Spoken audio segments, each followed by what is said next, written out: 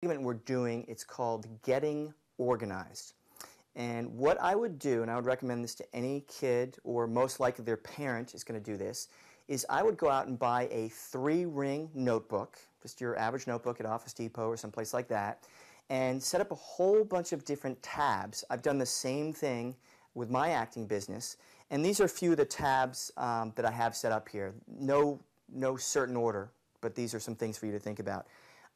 Current class notes.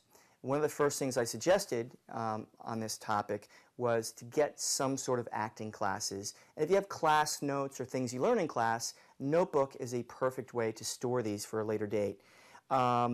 Any seminars I just talked about in the last segment or workshops you attend, you might get some great information or some handouts. Keep that in your notebook as well. If you go to the public library and read some great books on acting, they're books specifically on acting for kids, getting kids in commercials, acting for kids in feature films, tons and tons of great books. If you have notes you take while you're reading those books, keep those in this notebook as well.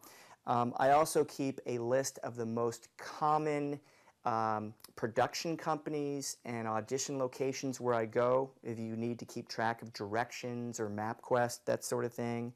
I have a list of several different agents, their addresses, their phone numbers. Eventually, when you get your first agent, you want to have all that contact information somewhere in a safe place. Sample scripts that I'm actively working on, either for certain auditions or callbacks, or for certain roles. I'd like to keep those all in one notebook in one of my tabs here. And last thing but not least, I have a booking log that I just keep track of the different jobs, when I auditioned, how much I got paid, so that later on when you start collecting checks, you can keep track of all that and keep track of your money and your child's money. Good thing to do.